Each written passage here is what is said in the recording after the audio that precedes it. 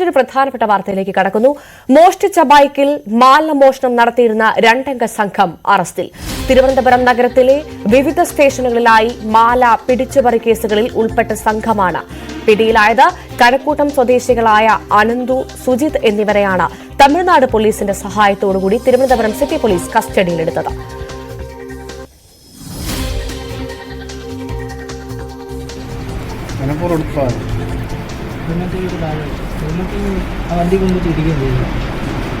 Helmet ഉരുണ്ട് പോയെന്ന് അവിടെ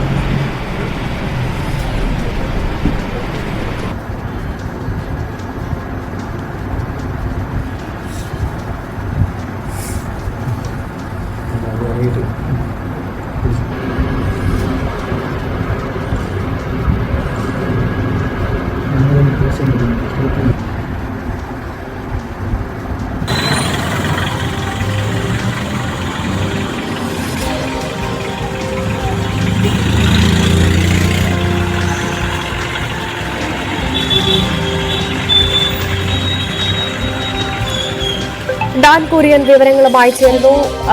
ഡാൻ, തീർച്ചയായും കേരള പോലീസിന് അഭിമാനിക്കാം. കാരണം നിരവധി മാല മോഷണ കേസുകളിലെ, പിടിച്ചുപറി കേസുകളിലെ പ്രതികളെയാണ് ഇപ്പോൾ പിടികൂടിയതെന്നാണ് മനസ്സിലാക്കുന്നത്.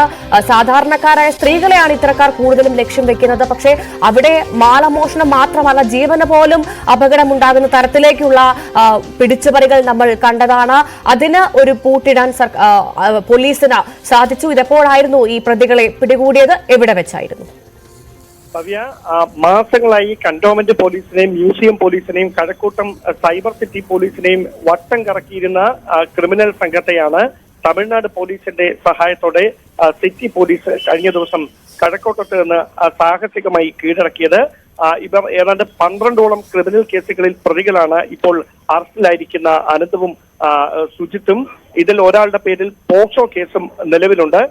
ഇവരുടെ ഒരു മോഷണ ശൈലി എന്ന് പറയുന്നത് നിർത്തിയിട്ടിരിക്കുന്ന സ്ഥലങ്ങളിൽ നിന്ന്, അല്ലെങ്കിൽ ഈ പൈസ എടുക്കാനായി ATM-ലേക്ക് കയറുകയോ അല്ലെങ്കിൽ പെട്ടെന്നുള്ള ആവശ്യങ്ങൾക്ക് വേണ്ടി ബൈക്ക് സ്റ്റാൻഡിൽ വെച്ച് കീ എടുക്കാതൊക്കെ കയറുന്ന വാഹനങ്ങൾ ഇവർ ശ്രദ്ധിക്കും. പൊടുന്നനെ ആ വാഹനം ഇവർ പാഞ്ഞു വന്ന് എടുത്തുകൊണ്ട് മോഷ്ടിച്ചുകൊണ്ട് പോകും.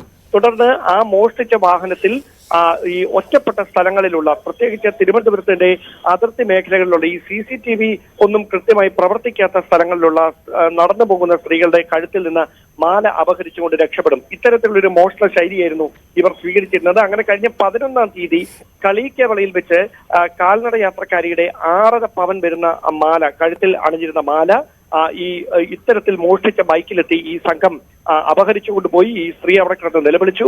ആ ദൃശ്യങ്ങൾ അവിടെ തമിഴ്നാട് പോലീസിന് കൃത്യമായി ഇതിന്റെ CCTV ദൃശ്യങ്ങൾ അവിടെ നിന്ന് ലഭിച്ചു. അതേ തുടർന്ന് കളിയിക്കവള CIയുടെ നേതൃത്വത്തിലുള്ള പോലീസ് സംഘം ഈ പ്രതികൾക്ക് വേണ്ടിയുള്ള അന്വേഷണം കഴിഞ്ഞ ഏതാനും ദിവസങ്ങളായി തിരുവനന്തപുരം കേന്ദ്രീകരിച്ചുകൊണ്ട് നടത്തുന്നതിനിടയിലാണ് ഇവർ കഴക്കൂട്ടത്തുണ്ട് എന്ന വിവരം തമിഴ്നാട് പോലീസിന് ലഭിക്കുന്നത്. അങ്ങനെ തമിഴ്നാട് പോലീസ് തിരുവനന്തപുരം സിറ്റി പോലീസിനെ ഇതുമായി ബന്ധപ്പെട്ട വിവരങ്ങൾ ധരിപ്പിക്കുകയായിരുന്നു. തുടർന്ന് തമിഴ്നാട് പോലീസിന്റെ സഹായത്തോടെ കഴക്കൂട്ടം CI ഉൾപ്പെടെയുള്ള സംഘം, മ്യൂസിയം CI ഉൾപ്പെടെയുള്ളവർ സംഘം അവർ ഒരുമിച്ച് നടത്തിയ തെരച്ചിലിനൊടുവിലാണ് ഈ ആനന്ദവും സുജിത്തും കഴിഞ്ഞ ദിവസം കഴക്കൂട്ടത്ത് നിന്ന് പോലീസിന്റെ പിടിയിലായത്. ഇവരെ വിശദമായി ചോദ്യം ചെയ്തു വരികയാണ്. കൃത്യമായ ചോദ്യം ചെയ്യലിൽ നിന്ന് മനസ്സിലാക്കാൻ കഴിയുന്നത് ഇവർ ലഹരിക്ക് അടിമകളാണ്. ലഹരിയുടെ അമിത ഉപയോഗത്തിന്റെ പ്രേരണയാലാണ് ഇത്തരത്തിൽ വാഹനങ്ങൾ മോഷ്ടിച്ചുകൊണ്ട് ഈ സ്ത്രീകളെ ആക്രമിച്ച് അവരുടെ മാല മോഷണം നടത്തുന്നതിന് വേണ്ടിയുള്ള നീക്കം തുടർച്ചയായി നടത്തിയത് എന്നാണ്. നഗരത്തിൽ മാത്രം വിവിധ സ്റ്റേഷനുകളിലായി 12 കേസുകളിൽ പ്രതികളാണ് ഇപ്പോൾ അറസ്റ്റിലായിരിക്കുന്ന അനന്തവും സുജിത്തും. അവരുമായി ബന്ധപ്പെട്ട മറ്റ് കേസുകൾ തമിഴ്നാട്ടിൽ നിലവിലുണ്ടോ, തമിഴ്നാട് അതിർത്തി ഭാഗങ്ങളിൽ കൂടുതൽ കേസുകളിൽ അവർ ഉൾപ്പെട്ടിട്ടുണ്ടോ എന്നതടക്കമുള്ള കാര്യങ്ങളിൽ വിശദമായ അന്വേഷണം വേണ്ടിവരും. എന്തായാലും കളിയിക്കവള CI ഉൾപ്പെടെയുള്ള പോലീസ് സംഘം തിരുവനന്തപുരത്ത് എത്തിയാണ് ഈ പ്രതികളെ പിടികൂടുന്നതിന് വേണ്ടിയിട്ടുള്ള സാഹചര്യമായ.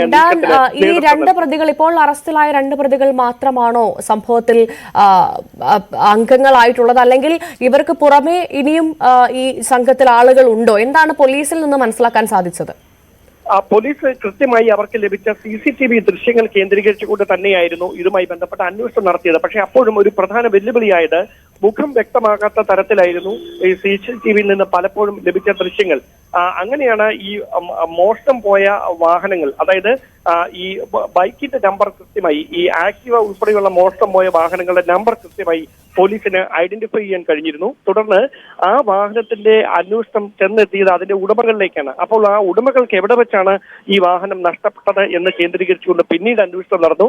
അങ്ങനെയാണ് കൂടുതൽ CCTV ദൃശ്യങ്ങൾ പോലീസിന് ലഭിക്കുന്നത്. ആ CCTV ദൃശ്യങ്ങൾ കേന്ദ്രീകരിച്ചുകൊണ്ട് കളിയിക്കാവള CIക്ക് ലഭിച്ച വിവരങ്ങളുടെ പശ്ചാത്തലത്തിലാണ് ഈ പ്രതികൾ തിരുവനന്തപുരത്തേക്കാണ് കടന്നിരിക്കുന്നത് എന്ന കൃത്യമായ സൂചന ലഭിച്ചത്.